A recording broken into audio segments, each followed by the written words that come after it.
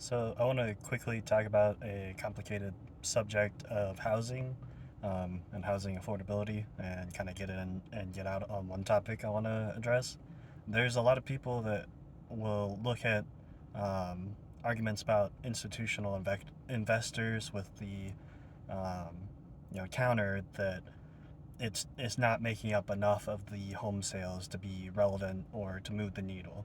And I want to push back on that because if you take like a hypothetical market, and your area may be different, but this is roughly in line with my local area.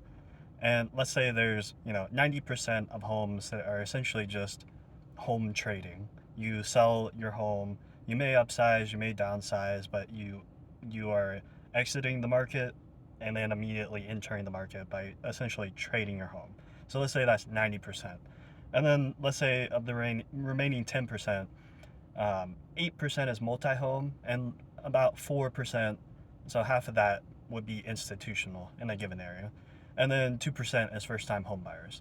Well, the people that you really want to help out the most, that will, make the market feel fairer and all of that nice things. Because when you're just trading your home, you don't care if you're trading a $2 million home for another $2 million home, or a $100,000 home for another 100,000.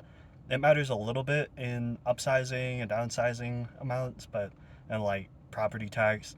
But honestly, most people would probably prefer that things be cheaper, um, you know, for humanity's sake, but also just property taxes and whatnot. But the institutional investors being a small percentage sounds like, oh yeah, that's sensible. Well, imagine you eliminated them. You would then, they're currently outnumbering, 2 to 1 or 4 to 1 or even higher the first time home buyers.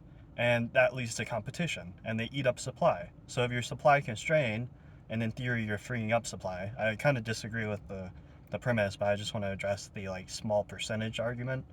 Well, if you free up that supply, it's going to make the housing feel much better. And that person over there that's selling their home to trade, well, now they're looking at less competition in that new inventory. And so maybe they lower their price and then they buy something at a lower price. And because of this like circulatory movement with high volume, but low percents of actual like supply creation and low percents of people that are supply constrained, it could move the needle. I don't think it would, but I just want to reject that argument of low percent, low impact.